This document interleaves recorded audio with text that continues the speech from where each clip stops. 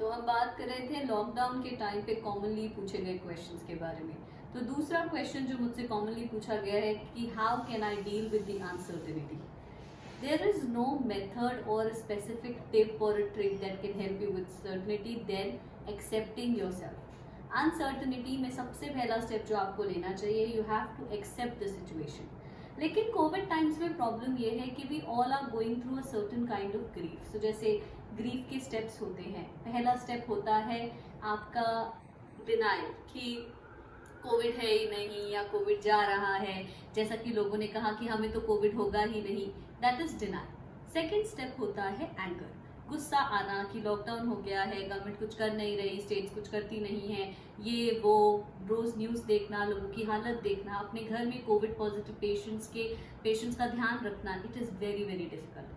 तीसरी स्टेज होती है बार्गेन करना कि अच्छा ऐसा करते हैं कि डबल मास्क पहन लेते हैं, अच्छा ऐसा करते हैं कि कैलकुलेटिव रिस्क लेते हैं, अच्छा ऐसा करते हैं कि छत पे घूम लेते हैं, अच्छा ऐसा करते हैं बाहर बस 2 गली तक जाएंगे, दैट इज द बार्गेन।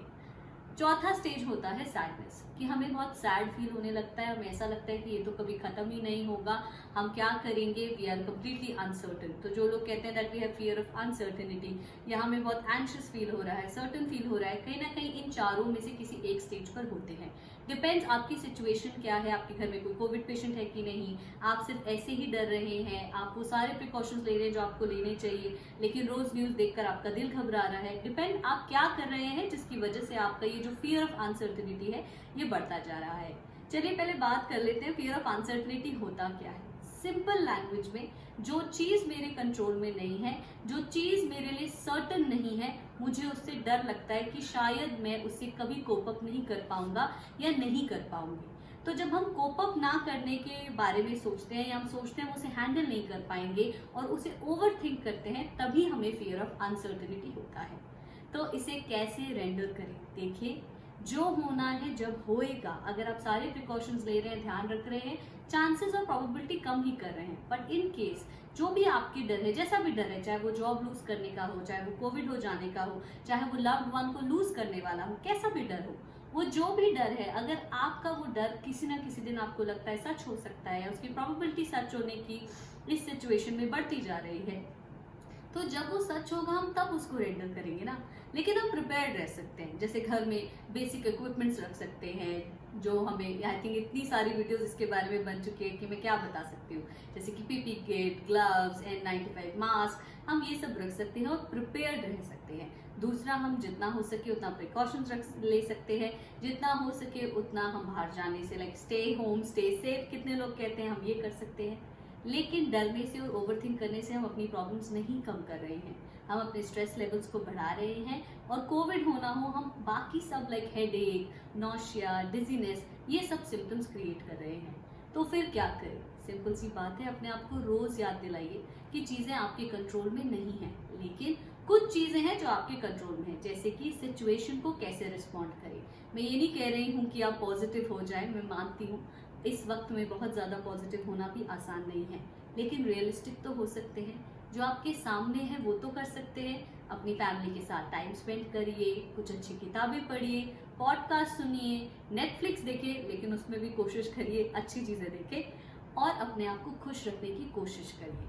कोशिश तो कर सकते हैं ना, try and work on the uncertainty. तो फिर क्या करें? So the 5th stage of grief is acceptance.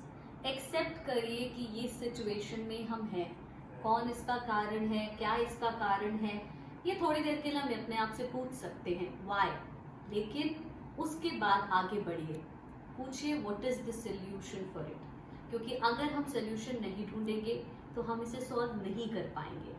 सबसे बड़ी बात एक्सेप्ट करने के बारे में ये है that we try and find a solution. Of course best solution नहीं मिलेगा, परफेक्ट सिनेरियोज नहीं मिलेंगे, लेकिन something realistic can come around. तो मैं आपको एक सिंपल सी एक्टिविटी देती हूँ दैट कैन हेल्प यू। रोज सुबह उठिए और 5 सॉल्यूशन लिखिए, और ऐसी 2-3 बातें अपने आप को कहिए जो रियलिस्टिक है, जो एक्सेप्टिंग है। फॉर एग्जाम्पल, हम सुबह उठ के अपने आप को ये कह सकते हैं कि yes we are in a grim situation, लेकिन मैं इस सिचुएशन में जिस तरह से रिस्पॉन्ड करूंगी या करूंगा उसी हिसाब से इस सिचुएशन को हैंडल कर पाऊंगा।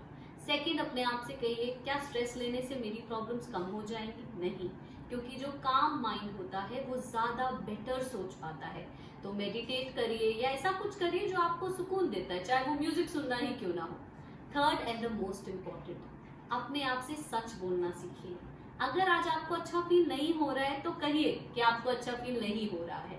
अपने आप से सच बोलने से या अपने डर को बाहर बोलने से वो डर कम हो जाता है या हम उसे ओवरकम करने की कोशिश करते हैं। तो ये सब छोटे छोटे स्टेप लीजिए और मैं प्रे करूंगी और आप भी प्रे करिए कि हम आने वाला कल सुधार पाएं। आज के बारे में जो कर पाए वो तो हम करेंगे ही, पर आज जो हम करेंगे वही हमारे कल को बेहतर बनाएगा। ओके, और मैं मिलती हूँ आपको नेक्स्ट वीडियो में।